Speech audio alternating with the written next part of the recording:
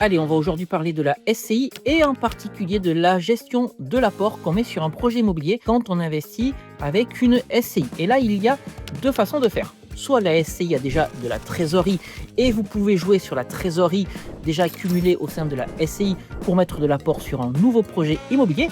Mais vous avez aussi la possibilité de mettre de l'apport personnel sur votre nouveau projet immobilier. Et dans ce cas-là, eh bien, cet apport, il n'est pas perdu parce que l'apport que vous allez utiliser sur votre épargne personnelle va rentrer dans la SCI, dans ce qu'on appelle le compte courant d'associé. Autrement dit, désormais, la SCI va avoir une dette vis-à-vis de vous et donc au fil du temps, vous aurez la possibilité de récupérer l'apport que vous avez prêté à la SCI. Alors vous pourrez par exemple récupérer cet apport en utilisant le cash flow de tous les investissements immobiliers qui se trouvent à l'intérieur de la SCI. Et ça, j'insiste, sans fiscalité supplémentaire, c'est-à-dire que vous pourrez récupérer cet apport sans payer d'impôts. Et je vous donne maintenant une petite astuce si vous souhaitez récupérer rapidement l'apport que vous avez mis au sein de votre SCI, c'est d'utiliser les différés de prêt. C'est-à-dire que vous allez demander par exemple à la banque un différé de prêt de 1 an ou 2 ans.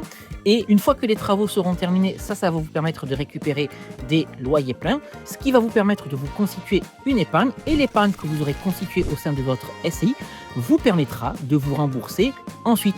Et j'insiste, sans avoir besoin de payer des impôts. Voilà, n'oubliez donc pas que vous avez la possibilité de mettre de l'apport sur un projet immobilier en SCI et de récupérer ensuite cet apport sans être fiscalisé grâce au compte courant d'associé.